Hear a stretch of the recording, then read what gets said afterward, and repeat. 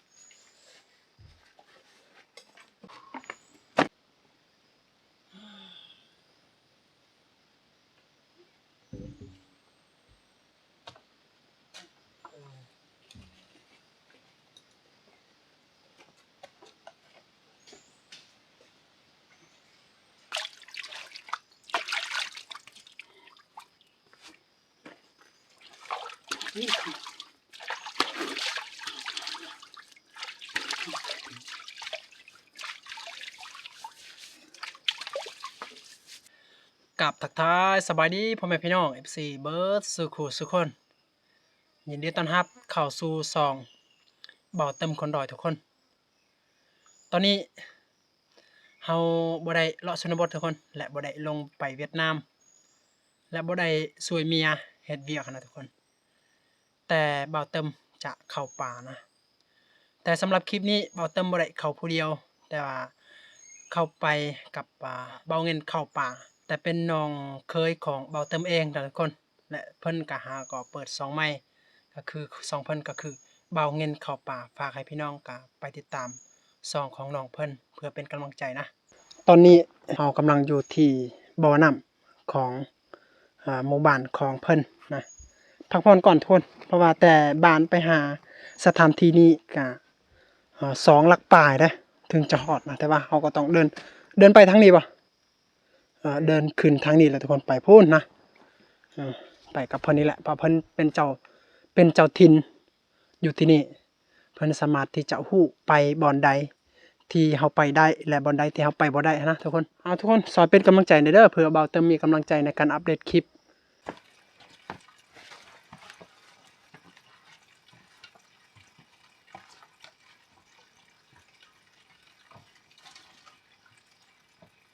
ป่าโถทุกคน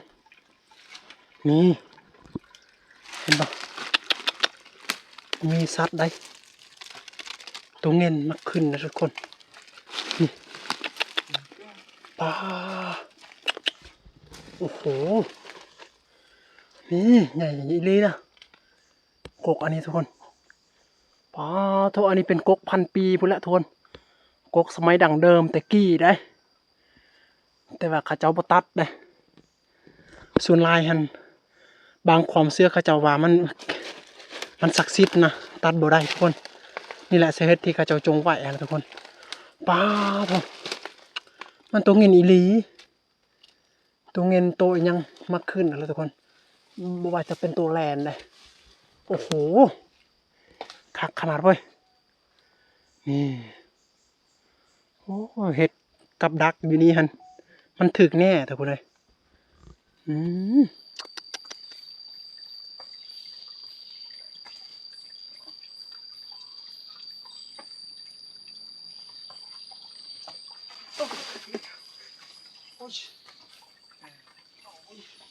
เปียกเลยนี่กัน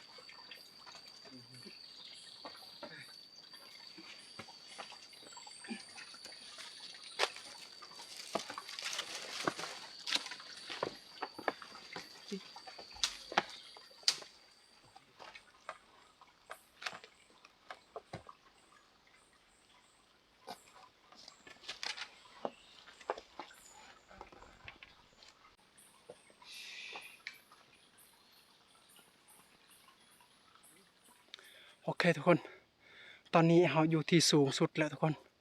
เราสามารถเบิ่งวิวที่สวยงามอยู่ลุ่มนะทุกคนนะเราสามารถชมวิวอยู่ฝากนั้นนะเบาเติมแมนเฮือนของเบาเติมแมนพักนี้นะและเบาเติมจะไปตามสายทางพุ่นและไปส่วนหนองเคยหันอยู่เฮือนเพิ่นพูนทุกคนแต่ว่าเราเบิ่งอยู่บ่อนสูงๆนี่เราเบิ่งมาเราเบิ่งเห็นว่าใกล้ๆทุกคนแท้จริงมันไกลเลยได้เราย่างเราใช้เวลาการหลายเติบนะประมาณ2 ชั่วโมงพุ่นแหละ3 ชั่วโมงประมาณ2 ลักปลายแต่ว่า2 ลักถ้าว่าเส้นทางทงเพียงบักกะมันบ่ไกลปานใดแต่ว่า2 ลักเส้นทางขึ้นภูขึ้นคอยนี่สูงชันแบบนี้หันกะโอ้ย2 ลักกะซ้ำ5 ลัก6 ลักพุ่นแหละทุกคน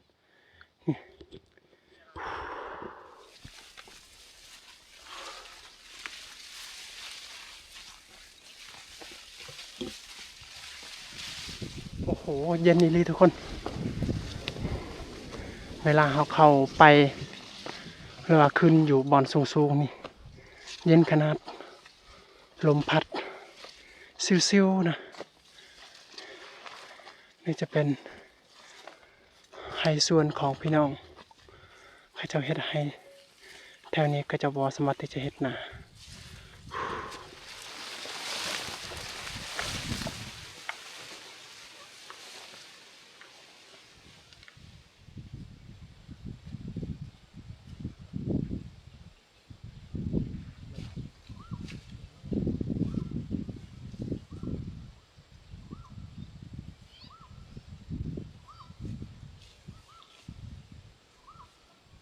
ตอนนี้เราอยู่บอนที่เราสามารถชมวิวได้ทุกคนอยู่ให้ของพี่น้องหรือว่าให้ชาวบ้านที่เขาเจ้าเฮ็ดปีนี้ละโอ้โห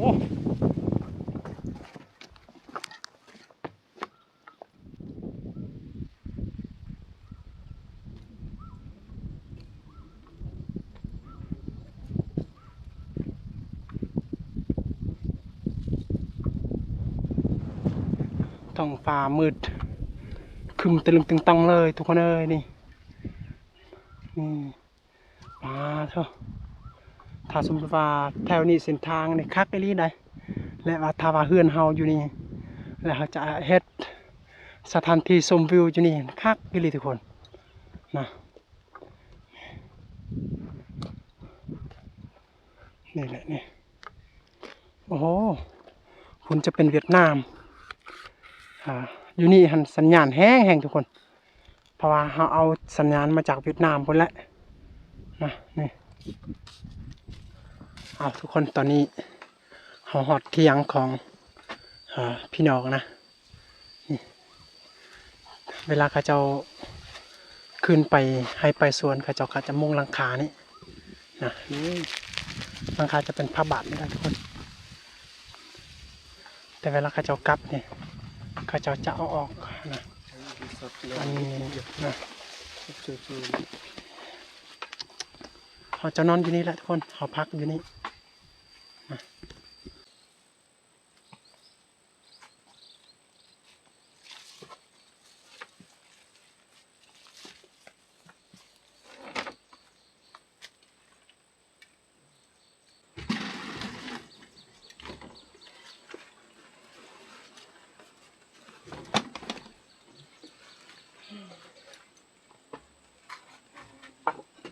เอามื้อนี้แม่นเขาพักอยู่นี่ทุกคน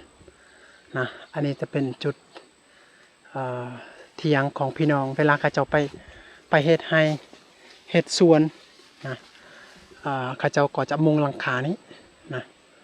เพื่อป้องกันฝนฟ้าอากาศนะยันว่าฝนตกแน่ประมาณนี้นี่จะเป็นครบสุดเลยของสบานกลางคืนนี่เขาจะใส่ทุกอย่างได้ฟรีนะทุกคนนี่แหละนี่โอ้โหนี่จะเป็นมะเขือได้อาหารยังนี่โอ้นี่หมักพริกอย่างต่างๆผ้าห่มผ้าหอกเขาใส่ได้ทุกอย่างเลยนี่อย่างนี้นี่โอ้สว่างอยู่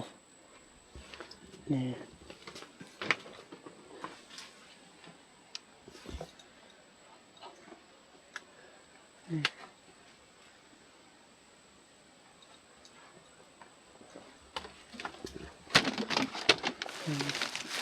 โอ้โหอันนี้จะเป็นกับดักที่กระเจ้าเห็ดกับดักนะก็จะเอาเสือกอันนี้นะทุกคนอันนี้กับดักที่สามารถจับซ้ำตัวเงินนะตัวเงินลงมานะหมูป่านี่จับบ่ได้อันนี้กับดักอันนี้นะทุกคนนี่แหละโอ้อยู่เทียงอันนี้ครบสุดได้โคกกันยังใส่สะดวกสบายเลยเวลาขึ้นภูเท้าขึ้นผักนี่นี่โอ้เดี๋ยวนี้เป้าหมายและจุดประสงค์แม่นนอนอยู่นี่เนาะคืนนี้เนาะนอนอยู่นี่แหละเราจะดังไฟเพราะมันมีเคียงอยู่นี่ครบสุดของชาวบ้านหม้อนี่มีมดนะแต่ว่าหม้อนี่เขาจะบ่ใส่เพราะว่าเขาจะมีหม้อของเขาเองนะโหและเขานอนอยู่นี่ตอนเช้าหรือว่าตอนแรงมีนกเขานกเป่าบินไปกินหมากให้นี่แล้วเขาก็จัดการยิงเพื่อเฮ็ดอาหารการกินนะทุกคนนะพวกนายพรานกับนี่มาบนไม่บนไม่กินปุยามตะมาละบะโซ่ยกิเลกันตันนั่นกิเลตะบะตะมาละแสดงว่าบุดอกให้โจลังโซ่ยังมาเกียนั่งนายพรานเพิ่นกับแต่ไปกวดเบิ่งว่ามันมีสถานที่ที่เหมาะในการเฮ็ดกับดักบ่ประมาณนี้แหละทุกคนนี่ในพานใหญ่แล้วนี่โอ้ได้บ่บ่ได้เลยบ่ได้โอ้บ่มีลูกบ่มีซีเกี่ยงอ่องตองเลยเนาะห้องบักโอ้เฮาคิดว่าสิรอดถ้ากินกับพวกเพิ่นนี่แหละแต่สุดท้ายมันบ่มีพอโตเลยบัดนี้เสียได้บัดนี้นอนบ่คืนนี้จบกับแสดงว่าเฮาขอนอนเด้อเฮาขอนอนอยู่นี่ก่อนคืนนี้ได้บ่ได้เฮาขอนอนนำมาเจ้าของเที่ยงนี่ก่อนทุกคนเพราะว่าเฮาก็มีเป้าหมายก็คือเฮาอยากจอบเบิ่งมักให้นี่ก่อนว่ามันจะมีนกอะไรยังมากินนะประมาณนี้แหละนี่คือปัญญาโตนะเล็กก็ตัวหมกเอามาไปมีกับบัวช็อกเบอร์ค่อยอัปเปอร์นี่เนี่ยติเปรย์เลยฮะตั้มมาเก๋kita ti bola to apa truk kan ya mak le ke raiมันเลยหอมอันนี้ล้วนนะก็แต่เพิ่นว่ามันถึกแล้วนกเต่ามันเพิ่นยิงหั่นนะแต่ว่าเพิ่นตามหาบ่เห็นสองหาบ่เห็นนั่นแหละทุกคนเดี๋ยวจักหน่อยเฮาไปสอบหาเบิ่งว่ามันตกอยู่บ่อนใดทุกคนตอนนี้เฮาได้ของอยากของกินแต่ทุกคนนะเพราะว่าเป็นของกินของพวกนายพรานที่เขาเจ้ากับเฮ็ดกับดักนั่นแหละทุกคนแต่ว่าเขาเจ้าไปสอบหาสถานที่แต่ว่าสอบหาบ่เห็นหรือว่ามันบ่มีก็เลยเขาเจ้าก็อยากกลับแหละจะมีของกินเฮาก็ขอกินนำเขาเจ้านำกันหั่นน่ะทุกคนนะของกินได้ของกินเนาะมื้อนี้เนาะได้โอ้โหอีหยังนี่เปิดเบิ่งให้แน่เปิดให้แน่นี่โอ้โหของแสบทั้งนั้นเลยชิ้นนี้ยังนี่นกเป่าปะนกเป่า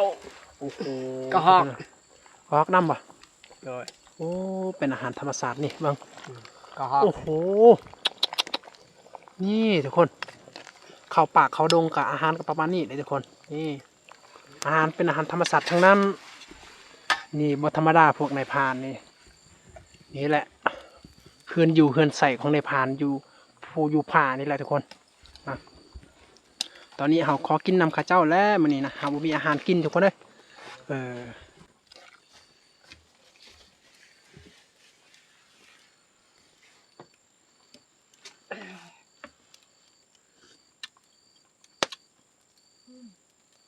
โอ้โห สแซ่บทุกคน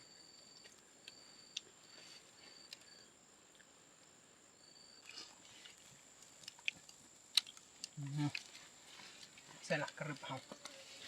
เห็นไหม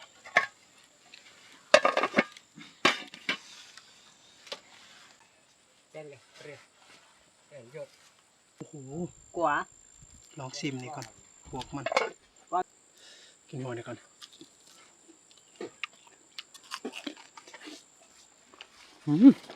จากของธรรมชาติทั้งนั้นเนาะ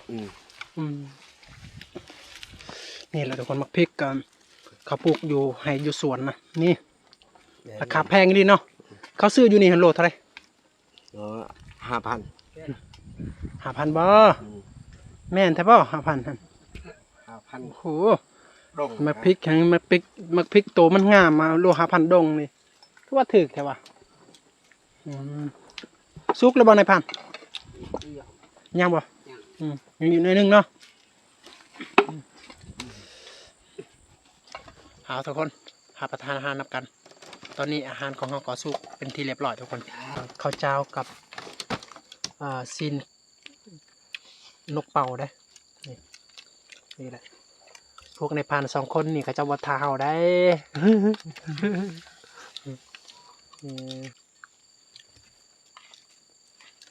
cái lại nó đặt ra cái lại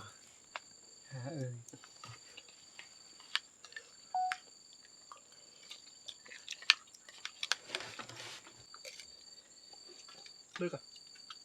เต้หรือเปล่าไปตั้งเรียนไปจากที่ยืนทั้ง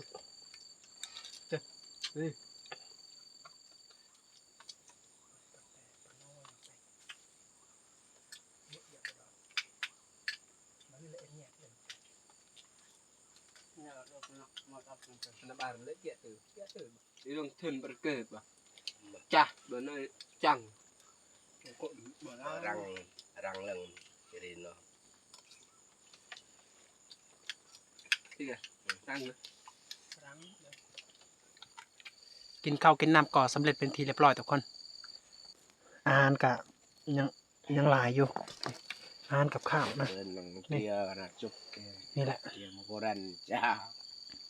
เป็นอะไรอิ่มหมดทุกคนวะ im là อิ่มหมดทุกคนแล้วทุกคนเลยนี่สำหรับคลิปนี้และวิดีโอนี้เราได้พากได้ตอนบรรยากาศให้แก่พ่อแม่พี่น้องใน FC ที่กำลังติดตามรับชมเบาตำอยู่กับประมาณนี้แหละทุกคน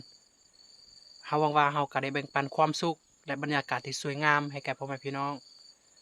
ขอให้ทุกคนที่ได้รับชมคลิปนี้ขอให้เจริญรุ่งเรืองและสุขภาพเข้มแข็งและในการงานทุกอย่างก็สำเร็จเกิดผลโอเคทุกคนสำหรับคลิปนี้ลาก่อนบ๊ายบาย